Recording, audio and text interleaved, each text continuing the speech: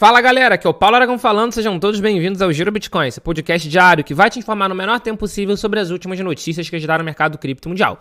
Para começar o episódio de hoje, quinta-feira, dia 24 de julho de 2025, cada unidade do Bitcoin está custando aproximadamente 118.500 dólares americanos, com uma pequena alta ao longo das últimas 24 horas de 0,6%.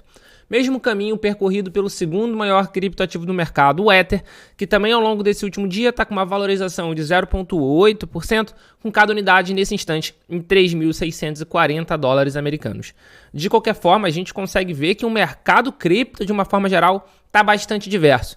Enquanto o Bitcoin e o Ether estão tendo alguma alta ao longo do último dia, a gente vê que a XRP está caindo quase 4%, a Solana está caindo mais de 2%, a Dogecoin está caindo quase 4% também. Outras diversas criptomoedas estão com queda entre 0,5% e 1%. O mercado cripto, de uma forma geral, está bastante volátil ao longo do dia de hoje. É natural, que nem a gente tem debatido ao longo das últimas semanas, ao longo dos últimos dias aqui, que depois de uma grande esticada de preço, é natural que tenha uma correção. Muita gente começa a realizar o lucro, especialmente em altcoins. E a gente está conseguindo ver que o BTC e que o ETH estão tendo uma força ainda superior do que as outras moedas, o que é algo completamente natural. Afinal de contas, são as duas maiores moedas do mercado, são os dois maiores criptoativos do mercado, e na minha opinião, se a gente tivesse que fazer uma analogia com o mercado financeiro tradicional, seria o que mais se aproximaria de duas blue chips, ou seja, daquelas dois ativos mais seguros. Claro que o BTC, por muito separado infinitamente de todas as outras, a gente tem notado isso desde o início de todas essas tensões comerciais envolvendo os Estados Unidos, que abalaram o mercado financeiro durante um determinado período, ali começando em abril, e o BTC pouco sofreu com isso, inclusive sofreu menos do que ativos dito tradicionais. Então, BTC, sem sombra de dúvida, é o criptoativo mais resiliente por muito, mas o ETH está conseguindo, ao longo desses últimos meses, também ter alguma resiliência em momentos de queda, em momentos de correção.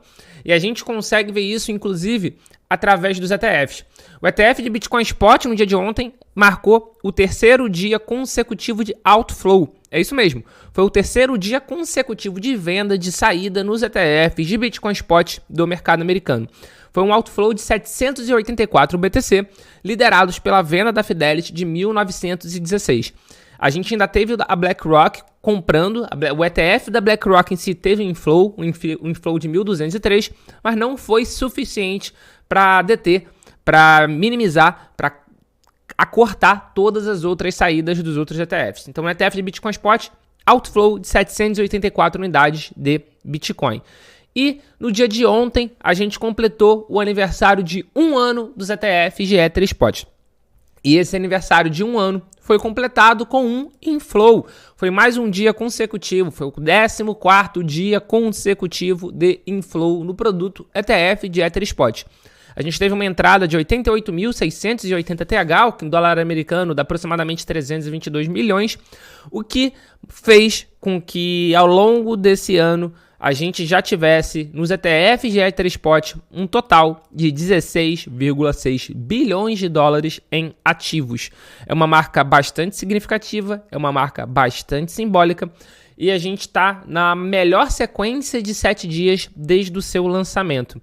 É muito importante a gente estar vendo isso, porque esse é um dos fatores que, na minha opinião, estão ajudando o Ether nos últimos meses a ser um criptoativo mais resiliente.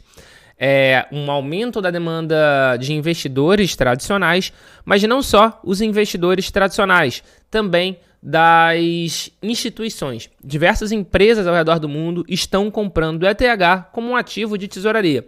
E agora a gente já vê duas empresas despontando, brigando pela liderança. Assim como no caso do ETF, assim como no caso do Bitcoin, da tesouraria de Bitcoin, a gente já tem a Strategy rodando, liderando por muito essa competição, esse ranking. No caso do ETH, a gente já tem duas empresas lutando ali pela primeira posição. A gente tem a Bitmain, que tinha chegado ao topo após relatar a posse de 300.657 ETH, e agora a gente tem a SharpLink, empresa de apostas esportivas, que ultrapassou a Bitmain e relatou possuir, com sua última compra, 360.807 ETH. Isso, sem sombra de dúvida, está ajudando com que o preço do Ether se valorize. Inclusive, diversos analistas falam que há sim uma possibilidade forte do ETH conseguir romper novamente a marca dos $4.000. Vale ressaltar que faz muito tempo que o ETH teve a sua all-time high, teve o seu topo histórico. O topo histórico do ETH foi em 2021, 16 de novembro de 2021, aonde ele alcançou a marca de 4.891. Então, mesmo com toda essa valorização que a gente está vendo no ETH nesse instante, ele continua 25% abaixo da sua all-time high. Mas, de qualquer maneira, que nem eu falei, a gente está vendo sim uma valorização do Ether ao longo dos últimos meses, o que fez, inclusive, com que se a gente conseguisse olhar o recorte de 12 meses do último ano, o Ether já está no positivo. Uma alta pequena, uma alta de 5%, mas está no positivo. Até ali o mês de maio, por exemplo, ele estava bem no negativo se a gente olhasse o recorte de um ano. Então isso já é algo bastante simbólico, é algo bastante importante. Ainda mais se a gente considerar que não é só o ETH que está virando um ativo de tesouraria de empresa. A gente tem o BTC, naturalmente, mas a gente também tem outras criptomoedas sendo utilizadas como um ativo de tesouraria. E agora a gente tem um caso recente de uma empresa de tecnologia agrícola, a Nature Miracle, que revelou que vai alocar até $20 milhões em XRP. Além disso, a gente tem diversas outras empresas que já estão alocando também em Solana. E isso faz, sem sombra de dúvida, com que essas criptomoedas ganhem mais tração. É claro que esse é um movimento ainda embrionário de fazer a alocação em outras moedas, em outras criptomoedas, em altcoins, mas de qualquer forma a gente já consegue, isso ajuda a gente a peneirar de quais são os projetos que podem fazer mais sentido no médio e longo prazo e quais são os projetos que não fazem muito sentido.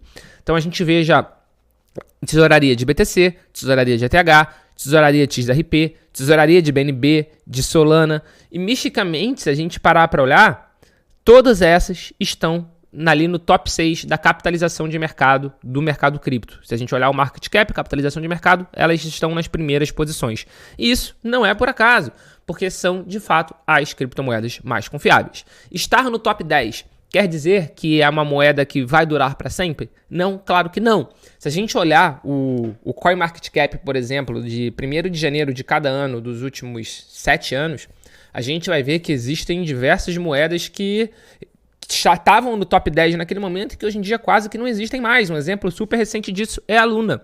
A Luna foi uma top 10 de criptomoeda que teve um problema gravíssimo e que hoje em dia tem uma capitalização de mercado de só 118 milhões. Ou seja, muito distante ali de uma posição considerável dentro do ranking das criptomoedas. Para você ter uma ideia, a 100ª colocada é a PIF Network com uma capitalização de mercado de 720 milhões. Então você consegue ver que essa capitalização atual da Luna é praticamente nada. Então não é por estar no top 10 que é confiável, mas essa questão da tesouraria corporativa acaba dando mais credibilidade para essas moedas em específico.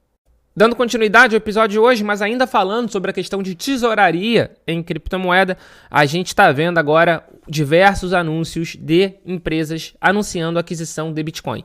E além disso, mais do que anunciando a aquisição de Bitcoin, anunciando que não venderam os Bitcoins que possuem. Como é o caso da Tesla. A Tesla reportou agora para a SEC o seu relatório de segundo trimestre e nesse relatório eles reportaram um lucro não realizado em Bitcoin. Ou seja, eles continuam possuindo os seus Bitcoins e eles não venderam nada. Tesla, que nesse momento é o 10º maior detentor corporativo de BTC, com 11.509 BTC em carteira. E a gente vê outras diversas empresas começando a querer se aproximar. Ali agora, por exemplo, no dia de hoje, a gente já teve o anúncio da Semler Scientific, que comprou mais $21 milhões em Bitcoin, e nesse momento eles possuem 5.021 BTC. Com essa marca, eles estão ali na 15ª posição. Ah, Paulo, ainda é metade do que tem a Tesla. É verdade, mas a Semler Scientific está comprando sempre. A Tesla já faz algum tempo que não compra e nem faz nenhum tipo de movimentação. Pelo menos não está vendendo. E para a gente ver como está tendo bastante movimentação nessa parte de detentores corporativos, a Melius, quando ela fez a última aquisição e se tornou o maior detentor da América Latina, ele estava ali na 39ª posição. Nesse momento, eles já estão na 43ª posição, sem ter vendido absolutamente nada. Simplesmente porque outras empresas estão comprando cada vez mais. A gente tem visto uma grande corrida de empresas por BTC. E uma curiosidade para vocês é que se a gente somar o top 100 de companhias públicas que possuem BTC, públicas no sentido de estarem listadas em bolsa, o top 100 possui 917.599 Bitcoin. Se a gente somar todas as empresas do mundo listadas em bolsa que a gente tem conhecimento que possuem Bitcoin, dá 918.108. Só a Strategy, que é a maior detentora corporativa, tem 607 mil. O que quer dizer que se a gente somar todas as outras empresas listadas em bolsa que tem Bitcoin, somar todas elas, dá aproximadamente metade do que tem a Strategy. Então, com isso, a gente consegue ter a dimensão da quantidade de Bitcoin, do quanto a Strategy, de quanto o Michael Saylor está de fato apostando no Bitcoin. Isso para mim é um all-in. Não é nem skin in the game, não é nem pele no jogo. É completamente um all-in. Ele está completamente dentro, apostando completamente no BTC. E para fechar o episódio de hoje, uma notícia aqui do Brasil. A LIC, a securitizadora que tokeniza ativos da vida real em ativos digitais, né? Ela faz essa tokenização, que é uma tokenização RWA, né? De Real World Assets, ultrapassou 200 milhões de reais em tokenização de recebíveis e debêntures financeiras. Isso é uma marca muito importante, é uma marca muito significativa para uma empresa brasileira. Abre aspas, unimos o poder do blockchain e da tokenização com o modelo tradicional de securitização para aumentar a eficiência, segurança e controle em todo o processo. Quem falou isso foi o CEO da LIC, o Daniel Cocchieri. Daniel Cocchieri, que é um empreendedor em série, ele tem diversas empresas, inclusive no mercado cripto. Ele é o fundador também da Bitcoin Trade, que era uma exchange, era uma das maiores exchanges brasileiras há uns anos atrás. E ele vendeu a Bitcoin Trade para o grupo Ripple. Então, assim que ele vendeu, ele lançou a LIC, porque ele focou nessa parte de RWA lá atrás, o que é muito simbólico. Não é nenhuma recomendação, naturalmente, mas eu sou cliente da LIC desde o lançamento deles e a oferta de tokens que eles têm é muito interessante. É uma excelente forma de você conseguir algum rendimento acima do CDI, sem ser cripto. Se você quiser diversificar, pode fazer algum sentido para você. E esse foi o Giro Bitcoin de hoje. Muito obrigado pela sua companhia. Você já sabe, chegou até aqui no episódio, deixa o seu like, se inscreve no canal, ativa o sininho. Tá escutando a gente por algum stream de música?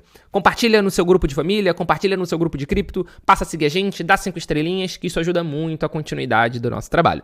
Muito obrigado pelo seu apoio e a gente já tem um encontro marcado aqui no nosso episódio de amanhã. Valeu!